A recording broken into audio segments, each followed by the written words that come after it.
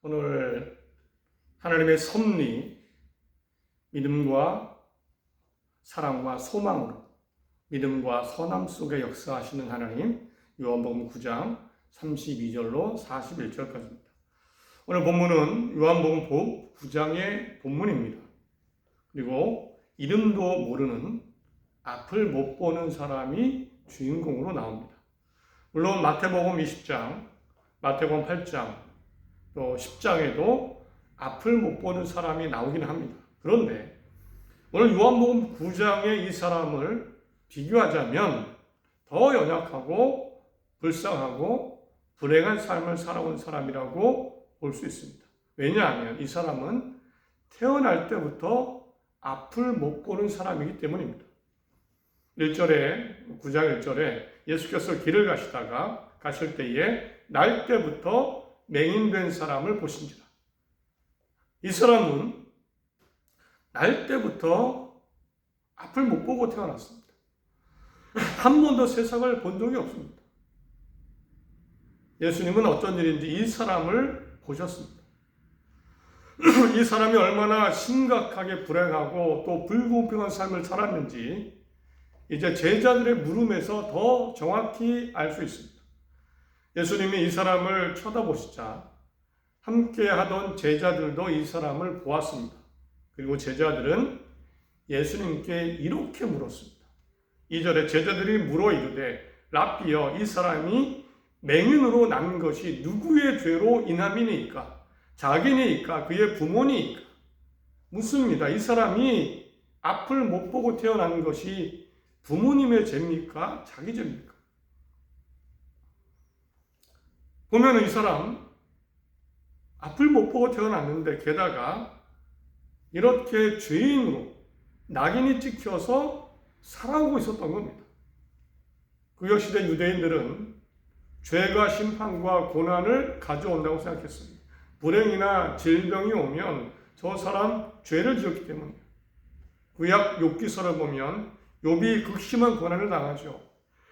자기 죄가 아니었습니다. 그런데 친구들이 찾아와서 한결같이 하는 말이 이거였습니다. 내가 이렇게 고난당하는 것은 분명히 너가 죄를 지었기 때문이다. 이것이 구약시대의 사고였고 예수님 당시에도 사람들이 아픈 사람, 이 앞을 못 보고 태어난 사람을 향해 가졌던 생각입니다. 저 사람이 죄인이거나 부모가 죄인이다. 그래서 제자들이 물은 겁니다. 저 사람이 죄가 있는 건 맞는데 당연한데 부모 때문입니까? 자기 자신 때문입니까? 사실 앞뒤가 안 맞는 말이죠. 태어나지도 않았는 사람이 무슨 죄가 그렇게 커서 성령으로 태어납니까? 어쨌든 이 사람이 살아온 삶을 엿볼 수 있습니다. 날 때부터 세상을 본 적이 없고 게다가 정말 사람들에게 죄인이라고, 죄 때문이라고 낙인에 찍혀서 평생을 살아왔습니다. 그러니까 희망이 뭘까요? 희망이 전혀 보이지 않습니다. 희망을 가질 수가 없습니다. 그래서 이 사람의 직업을 보면, 8절을 보면 사람들이 구걸하던 사람으로 알고 있습니다. 구걸하며 살았습니다. 남들에게 뭔가를 도움을 청하고 구걸하며 그렇게 살아온 삶이 이 사람의 삶입니다. 이건 열심히 해서는 될 일이 아니죠. 이 사람은 자기가 넘을 수 없는 장벽 앞에 이미 장벽을 가지고 살아온 겁니다. 가장 어떻게 보면 불쌍하고 절망적인 사람이라고 할 수 있습니다. 그러나 예수님께서 이 사람을 쳐다보시는 것은 사실 이 사람에게서 놀라운 것을 보셨기 때문입니다. 놀라운 것을 하시려고 하셨기 때문입니다. 보셨기 때문입니다. 제자들이나 사람들, 가족들, 심지어 그 사람 자신, 자기 자신도 스스로 깨닫지 못하고 있었던 일입니다. 3절입니다. 예수께서 대답하시되 이 사람이나 그 부모의 죄로 인한 것이 아니라 그에게서 하나님이 하시는 일을 나타내고자 하십니다. 하나님 예수님이 보신 것은 이 사람의 인생에 주어진 하나님의 일이었습니다. 하나님의 일을 나타내는 것. 예수님이 이 사람에게서 하나님의 일을 보셨습니다. 하나님의 일은 사람을 일으켜 세우고 희망을 주고 살리시는 거죠. 구해주시는 겁니다. 예수님이 이 사람의 인생에서 이런 하나님의 일을 나타내는 그 사명, 그것을 보셨습니다. 하나님의 하시는 일을 나타내고자 합니다. 그래서 예수님은 이 사람에게 아주 파격적인 놀라운 일을 해주셨습니다. 그것은 아무 조건이나 요구도 하지 않으시고 심지어 믿음이나 소망도 갖지 못한 이 사람에게 놀라운 일을 행하셨는데 눈을 뜨게 해주신 겁니다. 6절, 7절에 이 말씀을 하시고 땅에 침을 뱉어 진흙을 이겨 그의 눈에 바르시고 이르시되 실로암 못에 가서 씻으라 하시니 마태복음 20장 여리고의 두 안목 보는 사람, 마가복음 8장에 베스다의 안목 보는 사람, 10장의 바디메오, 이 사람들의 공통점은 예수님을 찾아왔습니다. 그리고 믿음이 있었고 낫기를 원하는 소망을 말씀을 드렸습니다. 다윗의 자손 예수여 나를 불쌍히 여기소서, 나를 고쳐주소서. 믿음이 있었고 예수님을 알았고 희망을 이야기했어요. 그래서 고침받은 사람이에요. 그러나 이 사람은요, 자기가 나을 거라는 생각을 아예 못했습니다. 나중에 그 9장에 나오는데 창세 이후로 태어날 때부터 눈을 뜬 사람이 없었기 때문에 이 사람은 알고 있었습니다. 그런 일은 일어났지 않아요. 그래서 믿음도 못 갖고 정말 고칠 거라는 그런 갈망도 없었던 사람입니다. 그런데 이 사람 파격적인 일을 하시죠. 예수님이 고쳐주셨습니다. 이유는 명확합니다.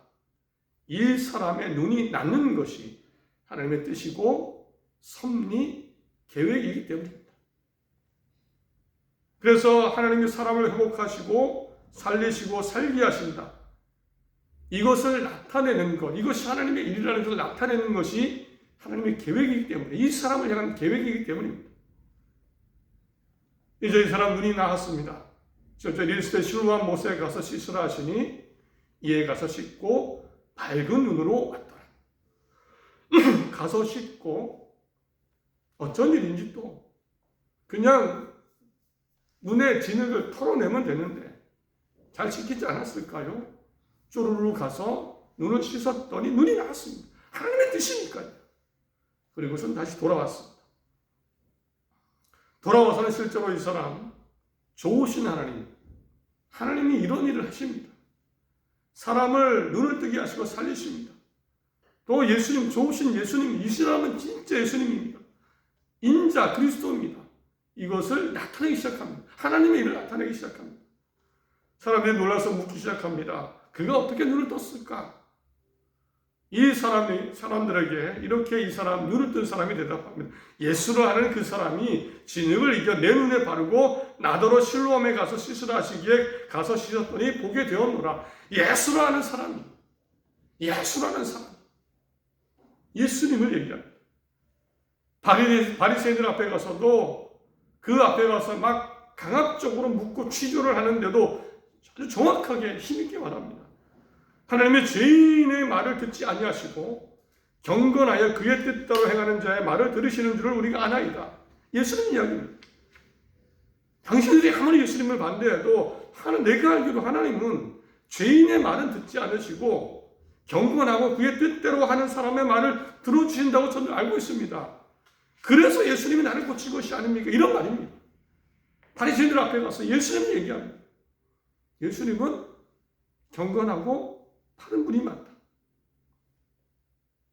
33절에 이 사람의 증언입니다. 이 사람이 예수님이 하나님께로 오지 아니하였으면 아무 일도 할 수 없었으리라. 이분 하나님으로부터 오신 분이 맞습니다. 하나님의 일, 살리는 일, 또 예수님이 오신 거, 예수님을 증거하기, 이야기하기 시작합니다. 결국에는 예수님을 다시 만나서는 예수님이 그리스도임을, 인자임을 고백합니다.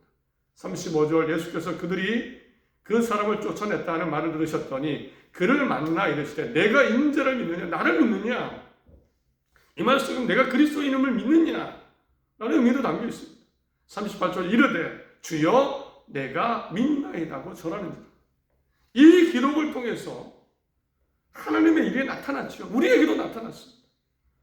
수많은 사람들에게 나타나기 시작했습니다. 하나님이 이 사람에게 하신 일입니다. 이제 이렇게 불공평하게 불행하게 태어났고 불행하게 살아온 이 사람이 눈을 뜨게 되고 또 심지어 하나님이 사람을 살리는 일을 하신다. 이 하나님의 일을 나타내는 또 예수님을 나타내는 하나님의 일을 하는 이 인생이 된 것을 보면서 이제 하나님의 선하신 계획, 섭리 이것을 생각하게 됩니다. 하나님은 선하신 섭리가 있으시다. 계획이 있으시다. 하나님이 이루시고자 하는 선하신 계획이 우리 인생 가운데 우리 역사 속에 분명히 있다는 겁니다. 이 사람에게 이런 하나님의 은혜가 은총이 없었다면 그냥 불행으로 끝나는 거죠. 말씀드린 대로 이 사람은 절대 자기 스스로 넘을 수 없는 벽을 갖고 살아온 사람입니다. 절대 안 됩니다. 눈도 못 뜨고요. 그 사회 속에 죄인의 낙인을 해결할 수가 없습니다. 새로운 삶은 불가능합니다. 그런데 하나님의 섭리 때문에, 계획 때문에 바뀌었습니다. 물론 오해하지 마시기 바랍니다. 하나님께서 일부러 이 사람을 이렇게 태어나게 하신 것은 아닙니다. 사람이 불행하고 불공평한 원인은 사실은 세상이 불완전해서지요. 불완전해서입니다. 아프기도 하고 망가지고 부서지고 깨지기도 하고 병들기도 하고 결국에 죽음으로 끝나죠. 세상은 결국 불완전한 뭐라도 끝이 있습니다. 불완전하기 때문에 이런 일이 벌어집니다. 또 세상에는 악이 있지요. 악한 존재가 있어서 우리를 괴롭히고 망하게 하려고 합니다. 그의 성경에 나오지 않습니까?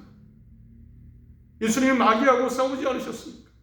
예수님을 넘어뜨리게 합니다. 그래서 이런 일도 일어납니다. 저런 일도 일어납니다. 이 사람에게 되어진 일도 그럴 겁니다. 세상이 불완전해서. 그러나 하나님은 이 불완전한 가운데도 이 사람에게 하나님의 계획, 섭리를 만들어 주신 겁니다. 만들어 주셨습니다. 만드셨습니다. 그래서 이 사람이 아무것도 못했는데 심지어 믿음도 없었습니다. 나을 거란 믿음도 없었는데 세워주셔서 새로운 인생을 살게 된 겁니다. 우리도 이 섭리를 믿어야 합니다. 하나님의 선하신 계획. 하나님만이 하나님께서 반드시 이루시는 계획, 섭리. 내 인생에도 우리 가정에도 우리에게도 이런 섭리가 있습니다. 이 섭리를 믿어야 돼요. 내 영혼을 구원하신 하나님께서 내 영혼, 죄된 영혼을 구원하신 하나님이 반드시 없으시겠습니까? 죄 가운데 있는 모든 사람을 구원하시는 선하신 좋으신 하나님이 구원만 있으시겠습니까? 내 삶 가정에도 이 선하신 섭리를 만들으시고 만들어가시고 이루실 것을 우리는 믿어야 합니다. 심지어 내가 꿈꾸지 못해도 바랄 수 없어도 선한 일을 만들어 가신다. 선하신 하나님을 믿어야 됩니다. 많은 일들이 생기고 많은 어려운 현실을 겪게 되겠지만 좋으신 하나님, 하나님의 좋으신 섭리를 이루시는, 만드시는 그 하나님을 의지하시고 힘있게 다시 일어나 나아가는 우리 모두가 되시기를 간절히 바랍니다. 그런데 또 하나 하나님의 선한 섭리도 오늘 요한복음 9장에 나타납니다. 하나님이 하나님의 뜻대로 좋은 그냥 선물을 안겨주시기도 하십니다. 그러나 명심할 것이 있습니다. 동시에 하나님의 무서운 섭리도 있다는 겁니다. 곧 심판의 섭리와 계획입니다. 예수님은 이 사람을 고쳐주시면서 결국에 모든 사람들 앞에서 이 말씀을 하셨습니다. 39절 오늘 본문에 나옵니다. 예수께서 이르시되 내가 심판하러 이 세상에 왔으니 보지 못하는 자들을 보게 하고 보는 자들은 맹인이 되게 하려 합니다. 내가 세상을 심판하려고 세상에 왔다. 하나님의 심판이 있다. 하나님의 심판의 섭리를 이루기에 왔다. 선하신 섭리도 있지만 세상 속에 결국에는 하나님의 심판의 무서운 섭리도 있습니다. 계획도 있습니다. 그래서 못 보는 사람은 보게 하고 보는 사람은 못 보게 하려고 한다. 여기서 못 보는 사람은 바로 앞에 눈을 떴던 그 사람을 말하는 것이기도 합니다. 그러나 더 정확하게는요, 앞을 못 보는 이 사람이 못 보지만 비록 겸손하게 하나님을 의지하며 살아온 사람을 의미합니다. 앞을 못 봐도 겸손하게 미래를 모른다고 겸손하게 내가 앞날을 모릅니다. 앞을 볼 수 없습니다. 마치 미래를 모르는 사람, 못 보는 사람처럼 그렇게 겸손하게 믿음으로 살아온 사람을 의미하기도 합니다. 실제로 오늘 9장을 보면 오늘 눈을 뜬 이 사람은 그렇게 살아온 모습이 보입니다. 하나님을 이야기하고 하나님의 의의를 이야기하고 비록 내가 눈은 진짜 안 보이지만 겸손하게 단순히 눈만 안 보이는 것이 아니고 겸손하게 그렇게 살아온 그 모습이 엿보입니다. 그래서 이런 사람, 내가 세상을 심판하러 왔노니 보지 못하는 자들을 보게 하고 내가 모릅니다. 겸손하게 살아온 사람은 하나님 나라를 보게 하고 이 의미가 있습니다. 그리고 여기서 보는 사람은 바로 바리새인들을 의미합니다. 본다고 하는 사람들. 바리새인들은 눈은 보이지만 그러나 그 보이는 눈으로 내가 잘난 체하고 교만해져서 심지어는 하나님을 이용하면서 살아왔던 사람들이 바리새인들입니다. 내가 본다고 하는 사람들입니다. 내가 하나님을 안다고 하는 사람들입니다. 내가 미래를 알아. 교만해진 사람들입니다. 그래서 이 말씀은요, 실제로 사람들의 눈을 뜨게 하거나 실명하게 앞을 못 보게 하거나 이런 의미가 아니고요. 이 구절의 의미는 소경처럼 모른다는 것을 인정하며 겸손함으로 사는 사람, 그 사람은 하나님의 심판대 앞에서 좋은 평가를 받고 결국에는 하나님의 나라를 보게 될 것이다. 이 의미가 있습니다. 나는 모릅니다. 하나님께 맡깁니다. 겸손하게. 어떻게 살아야 됩니까? 물으면서 말씀을 기억합니다. 정말 모르는 사람처럼 하나님 앞에 겸손하게. 모르는 것이 맞죠. 우리가 미래를 어떻게 합니까? 겸손하게 사는 사람, 그 사람은 하나님의 나라를 보게 될 것이다. 그러나 저 눈을 뜬 바리새인들처럼 보이는 눈으로 보인다고 교만하고 죄짓고 마음대로 살면서 그렇게 살면 하나님의 심판대 앞에서 엄한 평가를 받고 하나님의 나라를 볼 수 없게 될 것이다. 이런 경고입니다. 41절에 예수께서 이르시되 너희가 맹인이 되었더라. 바리새인들에게 하는 말씀입니다. 너희가 맹인이 되었더라면 죄가 없으려니와 본다고 하니 너희 죄가 그대로 있네. 본다고 하니 내가 안다고 하니 나 구원받는다고 교만하니 그래서 그게 죄다. 그래서 눈을 뜬 사람도요, 오늘 9장에 눈을 뜬 사람도 눈을 떴다고 교만하면 안 됩니다. 바르게 살아야 됩니다. 눈은 떴지만 여전히 모릅니다. 눈은 떴지만 여전히 하나님 의지합니다. 눈은 떴지만 말씀이 눈에 보여도 그 말씀을 마음에 새기고 겸손함으로 살 때 진짜 보는 사람, 하나님 나라를 보는 사람이 되는 겁니다. 이렇게 우리도 하나님의 심판의 섭리를 분명히 기억하며 살아야 됩니다. 하나님은 내가 바르게 사는지 그렇지 않은지 반드시 심판하십니다. 심판의 섭리를 갖고 계십니다. 이렇게 보면 나는 모른다. 겸손하게 사는 사람이 가장 미래를 보는 사람입니다. 매우 중요합니다. 본다고 생각하는 것 오히려 교만하게 하죠. 많은 죄와 문제를 낳습니다. 보니까. 안다고 해서 남을 정죄하죠. 하나님과 가깝다고 해서 성경을 많이 안다고 해서 부패하고 싸웁니다.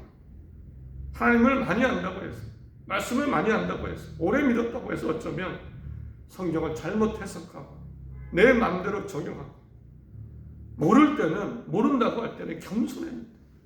결국 그래서 이단이 나오는 것이고, 이단이 아니더라도 이단 같은 메시지가 나오고 그런 신앙과 그런 목회자가 나올 수 있는 겁니다. 다윗이 범죄한 이유, 하나님을 많이 만나고 난 이후였습니다. 잘 안다고 했을 때였습니다. 구약의 거짓 선지자들, 하나님의 말씀을 가까이 하는, 가장 가까이 하는 사람들은 오히려 망가졌습니다. 어떻게 보면 모른다는 신앙, 겸손한 신앙이 건강한 신앙입니다. 한번 내 믿음 살펴보시기 바랍니다. 내 믿음과 소망이 약해도 눈을 뜨게 하시는 하나님의 선하신 섭리가 있습니다. 우리 삶을 도와주실 겁니다. 내가 못해도. 동시에 나는 여전히 앞을 못 보는 사람입니다. 겸손과 선함을 잃지 마시기 바랍니다. 알려주십시오, 하나님. 내가 무엇을 또 잘못했습니다, 하나님. 여전히 미숙합니다, 하나님. 겸손함으로 살 때에 약해 보이지만 겉은 하나님 안에 강한 사람임을 믿습니다. 말씀을 맺습니다. 나를 향한, 우리 가정을 향한, 모든 사람을 향한 하나님의 선한 계획이 있으십니다. 필요하다면 만드십니다. 교만하지 말고 겸손한 사람으로 하나님 의지하며 사시기 원합니다. 그때에 어느 순간 뒤를 돌아보면 그때는 또 보게 될 겁니다. 아, 하나님이 도와주셨구나. 하나님이 계획하셨구나. 그때 알아차리게 될 겁니다. 시간이 흘러 뒤를 돌아보고 내 인생을 되돌아보면 아, 하나님이 도와주셨어. 보게 될 것입니다. 그리고 마지막 순간에는 우리는 하나님의 나라를 보게 될 것입니다. 겸손함으로 나를 죽이고 교만과 욕심과 잘못된 생각을 이기고 정죄하지 말고 죄를 지었다면 다시 겸손히 돌아오고 하나님의 말씀대로 사람과 선을 이루며 사는 모두가 되시길 바랍니다. 하나님의 선한 섭리에 복된 사람, 하나님의 구원의 섭리에, 심판의 섭리에 구원의 하나님의 나라를 보는 사람 모두가 되시기를 간절히 바랍니다.